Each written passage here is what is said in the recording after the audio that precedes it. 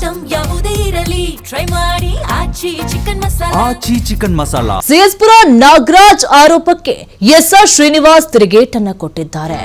ಚಿಲ್ಲರೆಗಳು ಹೇಳಿರೋದಕ್ಕೆಲ್ಲ ನಾನು ರಿಯಾಕ್ಟ್ ಮಾಡಬೇಕಾ?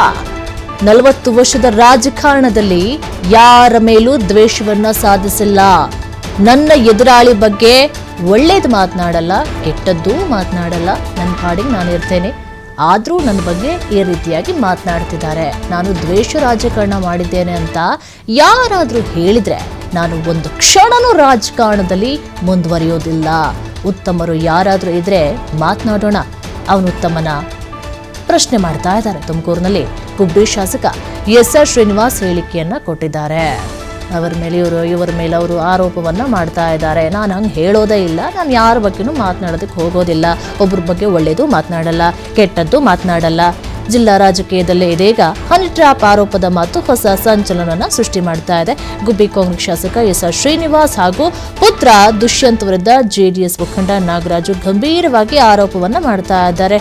ತನ್ನ ಚಲನವಲನದ ಮೇಲೆ ಗೂಢಾಚಾರಿಕೆಯನ್ನು ನಡೆಸಲಾಗ್ತಾ ಇದೆ ಅಂತ ಹೇಳಿ ಆರೋಪಿಸಿರುವಂತಹ ಅವರು ಈ ಸಂಬಂಧ ಕೆಲ ಆಡಿಯೋವನ್ನ ಬಿಡುಗಡೆ ಕೂಡ ಮಾಡಿದ್ದಾರೆ. ಸದ್ಯ ವಿಚಾರ ಜಿಲ್ಲೆಯ ರಾಜಕೀಯದಲ್ಲಿ ಹೊಸ ಚರ್ಚೆಗೆ ಕಾರಣ ಆಗಿರುವಂತದ್ದು. ತುಮಕೂರು ನಗರದ ಜೆಡಿಎಸ್ ಕಚೇರಿಯಲ್ಲಿ ಇವತ್ತು ತುರ್ತು ಸುದ್ದಿಗೋಷ್ಠಿಯನ್ನು ನಡೆಸಿ ಮಾತನಾಡಿದಂತಹ ಜೆಡಿಎಸ್ ಮುಖಂಡ ಸಿಎಸ್ಪುರ ನಾಗರಾಜು ಮುಂದಿನ ಚುನಾವಣೆಯಲ್ಲಿ ದೃಷ್ಟಿಯನ್ನಿಟ್ಕೊಂಡು ನನ್ನನ್ನು ಟ್ರ್ಯಾಪ್ ಮಾಡಲು ಪ್ರಯತ್ನ ಮಾಡ್ತಾ ಇದ್ದಾರೆ ಅಂತ ಹೇಳಿ ಗಂಭೀರವಾದಂತಹ ಆರೋಪವನ್ನು ಮಾಡಿದ್ದಾರೆ. ನಾನು ರಿಯಾಕ್ಟ್ ಮಾಡಲಾ? ನಂದು 30 ವರ್ಷ ಹಿಂದೆ ನಮ್ಮ ಅಪ್ಪನ ಜೊತೆ ದುಡಿದಿದ್ದು 10-15 ವರ್ಷ 40 ವರ್ಷದ ರಾಜಕೀಯ ಜೀವನದಲ್ಲಿ ಒಂದೇ ಒಂದು ದಿವಸ ಒಬ್ಬರ ಮೇಲೆ ದ್ವೇಷದ ರಾಜಕಾರಣ ಮಾಡಿದ್ದೇ ಆಗಲಿ, ಇನ್ನು ಒಬ್ಬರ ಮೇಲೆ ಏನಾದರೂ ಕೆಟ್ಟದಾಗಿ ನಡ್ಕೊಂಡಿರೋದೇ ಆಗಲಿ, ಇಡೀ ತಾಲೂಕಲ್ಲಿ ಮತದಾರರನ್ನ ಬಿಟ್ಟು ಕೇಳ್ಕೊಂಬನ್ನಿ. ಇಲ್ಲ, ನನ್ನ ವಿರುದ್ಧ ನಿಂತಿದ್ರಲ್ಲ, ಈ ದಿಲೀಪ್ನೇ ನಿಂತಿದ್ರು. ದಿಲೀಪ್ ಅಂತ 2 ಸಾರಿ ನಿಂತು ಸೋತವ್ರು, ಅವ್ರನ್ನೇ ಕೇಳಿ. ನಾನು ವೈಯಕ್ತಿಕವಾಗಿ ಯಾರ್ದಾನ ತೇಜೋವಧೆ ಮಾಡ್ತೀನ, ಇಲ್ಲ ವೈಯಕ್ತಿಕ ವಿಚಾರಗಳಲ್ಲಿ ಯಾವತ್ತಾನ ಇಂಟರ್ಫಿಯರ್ ಆಗಿದ್ದೀನ, ಯಾರದೇ ಇರ್ಬೋದು, ಅವ್ರನ್ನೇ ಕೇಳಿ. ಅವರೇ ಹೇಳ್ತಾರಲ್ವಾ. ಈ ಥರ ಚಿಲ್ಲರೆ ಥರ ನಡ್ಕೊಂಬಾರ್ದು. ಒಬ್ಬ ಇಲ್ಲಿ ಎಲ್ಲೆಲ್ಲೋ ಹೋಗಿರ್ತಾವೆ ಜೀವನ ಮಾಡೋಕ್ಕೆ, ಬಂದ್ಬಿಡ್ತಾವೆ ಕಾಸು ಮಾಡ್ಕೊಂಡು, ಏನೇನೋ ಹೇಳ್ತಾವೆ, ಕತೆ ಕಟ್ತವೆ. ಆ ಥರ ನಾನು ದ್ವೇಷದ ರಾಜಕಾರಣ ಮಾಡಲ್ಲ. ನನ್ನ ಕಾನ್ಸ್ಟಿಟ್ಯೂನ್ಸಿಲಿ ಕೇಳಿ, ಬೇರೆ ಸಣ್ಣ ಹುಡುಗನ ಕೇಳಿ, ನಾನು ವಿರುದ್ಧ ನಿಂತ್ಕೊಂಡಿರೋದನ್ನ ಕೇಳಿ, ದಿಲೀಪನ್ನೇ ಹೋಗಿ ಕೇಳಿ. ನಾನೇನಾದ್ರು ದ್ವೇಷದ ರಾಜಕೀಯ ಯಾವತ್ತಾನ ಮಾಡಿದಿನ?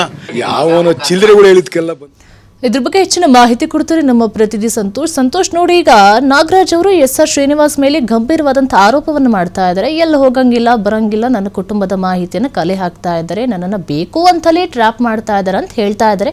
ಬಟ್ ಈ ಆರೋಪ ಎಷ್ಟರ ಮಟ್ಟಿಗೆ ನಿಜ? ಆ ಆಡಿಯೋ ಏನಾದರೂ ಇದೆಯಾ ಅಂತ? ನಿರೀಕ್ಷಾ, ಏನು ತುಮಕೂರು ಜಿಲ್ಲೆಯ ಗುಬ್ಬಿ ಕ್ಷೇತ್ರದ ಪರಾಜಿತ ಅಭ್ಯರ್ಥಿಯಾಗಿರ್ತಕ್ಕಂಥ ಜೆಡಿಎಸ್ ನ ಪರಾಜಿತ ಅಭ್ಯರ್ಥಿ ನಾಗರಾಜ್ ಅವರು ಏನು ನಿನ್ನೆ ಸುದ್ದಿಗೋಷ್ಠಿಯನ್ನ ನಡೆಸಿ ಒಂದು ಆಡಿಯೋ ಮತ್ತೆ ವಿಡಿಯೋವನ್ನ ದಾಖಲೆ ಬಿಡುಗಡೆ ಮಾಡುವ ಒಂದು ಕೆಲಸವನ್ನ ಕೂಡ ಮಾಡಿದ್ರು. ಗುಬ್ಬಿ ಶಾಸಕ ಮತ್ತೆ ಅವರ ಪುತ್ರರಾಗಿರ್ತಕ್ಕಂಥ ದುಷ್ಯಂತ್ ಅವರು ನನ್ನ ವಾಹನ ಚಾಲಕರಾಗಿರ್ತಕ್ಕಂಥ ಸಂತೋಷ್ ಮತ್ತೆ ಆಪ್ತ ಸಹಾಯಕರಾಗಿರ್ತಕ್ಕ ಚಂದ್ರು ಅವರನ್ನ ಟ್ರ್ಯಾಪ್ ಮಾಡುವ ಅವರನ್ನ ಬಳಸಿ ನನ್ನ ಟ್ರ್ಯಾಪ್ ಮಾಡುವ ಒಂದು ಕೆಲಸವನ್ನು ಕೂಡ ಮಾಡ್ತಾ ಇದ್ದಾರೆ. ಅಂದ್ರೆ ನನ್ನ ಚಲನವಲನವನ್ನ ಗುರ್ತಿಸೋ ಒಂದು ಕೆಲಸವನ್ನ ಮಾಡ್ತಾ ಇದ್ದಾರೆ, ನನ್ನ ಇಕ್ಕಟ್ಟಿಗೆ ಸುಲ್ಕುವ ಒಂದು ಕೆಲಸವನ್ನ ಮಾಡ್ತಾ ಇದ್ದಾರೆ. ಅಂದ್ರೆ ತನ್ನ ಬಿಸ್ನೆಸ್ ಏನಿದೆ ಅವನ್ನೆಲ್ಲವನ್ನು ಕೂಡ ಗಮನಿಸುವಂತದ್ದು, ನನ್ನ ಇಲಿಗಲ್ ಏನಾದ್ರು ಮಾಡ್ತಾ ಇದ್ದೀನಿ ಅನ್ನೋ ಒಂದು ಆಕ್ಟಿವಿಟೀಸ್ ಮೇಲೆ ಸಾಕಷ್ಟು ರೀತಿಯ ಒಂದು ಕಣ್ಣನ್ನು ಇಟ್ಟಿದ್ದಾರೆ ಅಂತ ಹೇಳಿ ಗಂಭೀರವಾದ ಒಂದು ಆರೋಪವನ್ನು ಮಾಡಿದ್ರು. ಆ ಒಂದು ಆರೋಪಕ್ಕೆ ಇವತ್ತು ಗುಬ್ಬಿ ಶಾಸಕರಾದಂತ ಎಸ್ಆರ್ ಶ್ರೀನಿವಾಸ್ ಅವರು ತಿರುಗೇಟನ್ನು ಕೂಡ ಕೊಟ್ಟಿರ್ತಕ್ಕಂಥದ್ದು. ಅಂದ್ರೆ ಇಂತಹ ಚಿಲ್ಲರೆಗಳಿಗೆಲ್ಲ ನಾನು ಕೂಡ ರಿಯಾಕ್ಟ್ ಮಾಡೋದಿಲ್ಲ ಅನ್ನೋ ಒಂದು ಮಾತನ್ನು ಕೂಡ ಹೇಳಿರ್ತಕ್ಕಂಥ. ನಾನು ಸುಮಾರು 40 ವರ್ಷದಿಂದ ರಾಜಕಾರಣದಲ್ಲಿ ಮಾಡ್ತಾ ಬಂದಿದ್ದೀನಿ. 40 ವರ್ಷದಲ್ಲಿ 35 ವರ್ಷಗಳ ಕಾಲ 5 ಬಾರಿ ಶಾಸಕರಾಗಿದ್ದೀನಿ, 1 ಬಾರಿ ಜಿಲ್ಲಾ ಪಂಚಾಯತ್ ಮೆಂಬರ್ ಆಗಿದ್ದೀನಿ. ಆದ್ರೂ ಕೂಡ ನನ್ನ ವಿರುದ್ಧವಾಗಿ ಯಾರೆಲ್ಲ ಸ್ಪರ್ಧೆ ಮಾಡಿದ್ರು ಅವ್ರನ್ನ ಯಾವತ್ತೂ ಕೂಡ ನಾನು ದ್ವೇಷ ಮಾಡುವ ಒಂದು ಕೆಲಸವನ್ನು ಕೂಡ ಮಾಡಿಲ್ಲ. ನನ್ನ ಹಿಂದೆ ನನ್ನ ವಿರುದ್ಧವಾಗಿ 2 ಬಾರಿ ಸ್ಪರ್ಧೆ ಮಾಡಿದಂತಹ ಬಿಜೆಪಿ ಅಭ್ಯರ್ಥಿ ಆಗಿರ್ತಕ್ಕಂಥ ದಿಲೀಪ್ ಅವರು ಇವತ್ತಿನವರೆಗೂ ಕೂಡ ನಾನು ಅವ್ರ ಮೇಲೆ ದ್ವೇಷ ಸಾಧಿಸುವಂತ ಕೆಲಸವನ್ನು ಕೂಡ ಮಾಡಿಲ್ಲ. 2 ಬಾರಿ ಸೋತಿದ್ದಾರೆ, ಆದ್ರೂ ಕೂಡ ನಾನು ದ್ವೇಷ ಮಾಡಿಲ್ಲ ಕ್ಷೇತ್ರದಲ್ಲಿ. ಈ ರೀತಿಯಾಗಿ ಸುಮ್ಮನೆ ಉದ್ದೇಶಪೂರ್ವಕವಾಗಿ ಈ ರೀತಿಯಾಗಿ ಬಿಡುಗಡೆ ಅದ ಒಂದು ಆಡಿಯೋದಲ್ಲಿ ಏನಿದೆ, ಆಡಿಯೋದಲ್ಲಿ ದುಷ್ಯಂತ್ ಅವ್ರು ಏನ್ ಮಾತಾಡಿದ್ದಾರೆ, ನಾಗರಾಜ್ ವಿಚಾರವಾಗಿ ಏನಾದ್ರು ಮಾತಾಡಿದಾರ ಅಂತೇಳಿ ಪ್ರಶ್ನೆಯನ್ನು ಕೂಡ ಮಾಡಿರ್ತಕ್ಕಂಥದ್ದು. ಈ ರೀತಿಯಾಗಿ ಸುಳ್ಳು ಆರೋಪವನ್ನು ಕೂಡ ಮಾಡುವ ಒಂದು ಕೆಲಸವನ್ನು ಮಾಡ್ತಾ ಇದ್ದಾರೆ ಅಂತೇಳಿ ಒಂದು ರೀತಿಯಾಗಿ ಹೇಳಿಕೆಯನ್ನು ಕೂಡ ಕೊಟ್ಟಿರ್ತಕ್ಕಂಥದ್ದು. ನಿರೀಕ್ಷಾ.